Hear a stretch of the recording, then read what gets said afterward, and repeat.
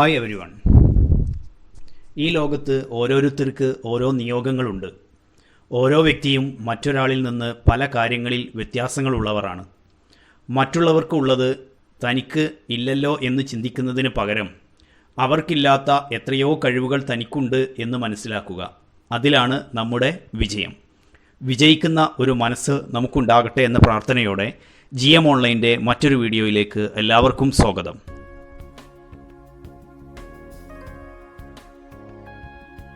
ഇന്ന് 10ാം class ഫിസിക്സിലെ electromagnetic induction അഥവാ വൈദ്യുത കാന്തിക പ്രേരണം എന്ന അധ്യായത്തിൻ്റെ 4ാമത്തെ ഭാഗമാണ് ഈ വീഡിയോയിലൂടെ ചർച്ച ചെയ്യുന്നത്. Mutual induction. A changed magnetic flux is produced around a conductor when AC is passing through it. An unchanged magnetic flux is produced around a conductor when DC is passing through it. That is a comparison study between AC and DC. അതായത് ഒരു ചാലകത്തിലൂടെ AC കടന്നു പോകുമ്പോൾ ആ ചാലകത്തിനു ചുറ്റും വ്യതിയാനം സംഭവിക്കുന്ന കാന്തിക മണ്ഡലം രൂപപ്പെടുന്നു. എന്നാൽ ഒരു ചാലകത്തിലൂടെ DC കടന്നു പോകുമ്പോൾ ആ ചാലകത്തിനു ചുറ്റും വ്യതിയാനം സംഭവിക്കാത്ത കാന്തിക മണ്ഡലം രൂപപ്പെടുന്നു. Let us go through some activity. Activity 1. There are two coils named as primary and secondary coils arranged very nearly. In figure, AC is connected with a switch in the primary coil and there is a bulb in the secondary coil.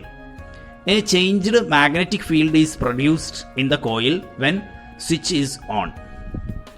Secondary coil placed in this magnetic field produces flux variation and an induced EMF. That means bulb glows because here the primary coil is connected with the AC. Then activity 2. In figure, DC or battery is connected instead of AC with a switch in the primary coil and there is a bulb in the secondary coil. An unchanged magnetic field is produced in the primary coil when switch is on. Secondary coil placed in this unchanged magnetic field can't produce flux variation and induced EMF. Bulb is not working. Simply, the bulb glows with DC only at the time of switch is on and it is off. We can summarize this. That means mutual induction. In AC, EMF produced continuously in the secondary coil.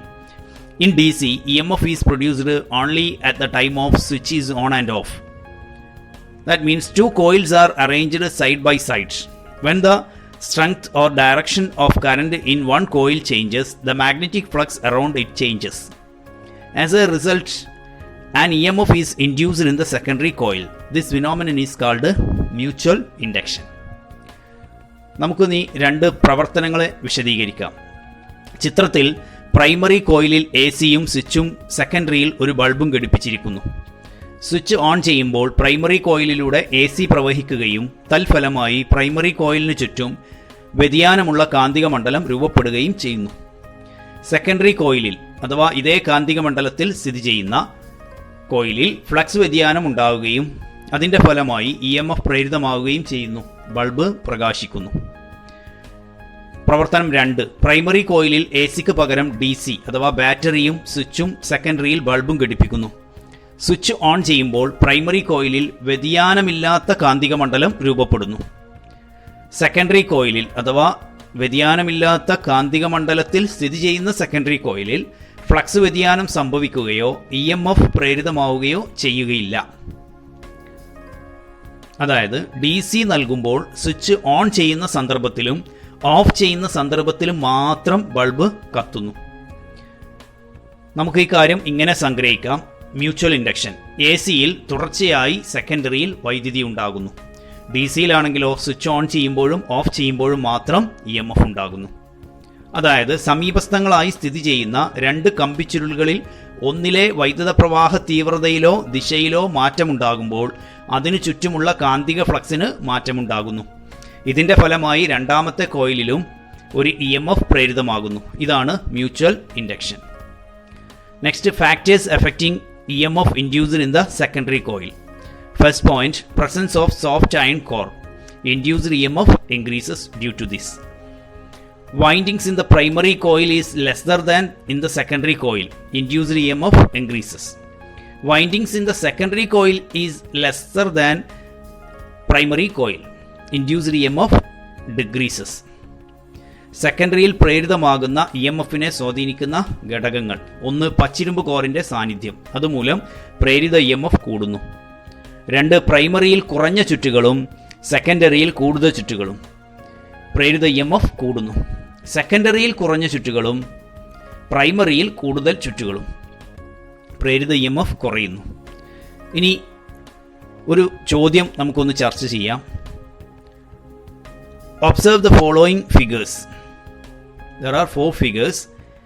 First question, which bulb glows more brightly? Explain the reason. B question, which bulb glows with lesser intensity? Explain the reason. താഴെ തന്നിരിക്കുന്ന സർക്യൂട്ടുകൾ നിരീക്ഷിക്കുക. 4 സർക്യൂട്ടുകൾ തന്നിരിക്കുന്നു. ഏത് സർക്യൂട്ടിലെ ബൾബായിരിക്കും കൂടുതൽ തീവ്രതയോടെ പ്രകാശിക്കുക? കാരണം വിശദമാക്കുക. ബി ക്വസ്റ്റ്യൻ, ഏത് സർക്യൂട്ടിലെ ബൾബായിരിക്കും കുറഞ്ഞ തീവ്രതയോടെ പ്രകാശിക്കുക? കാരണം വിശദമാക്കുക. ഇതോടെ 10ാം ക്ലാസ് ഫിസിക്സിലെ ഇലക്ട്രോമാഗ്നറ്റിക് ഇൻഡക്ഷൻ അഥവാ വൈദ്യുത കാന്തിക പ്രേരണം എന്ന അധ്യായത്തിൻ്റെ 4ാമത്തെ സെക്ഷൻ അവസാനിക്കുന്നു. വീണ്ടും മറ്റൊരു വീഡിയോയുമായി കാണാം. അതുവരേക്കും ബൈ ഫ്രം GM ഓൺലൈൻ.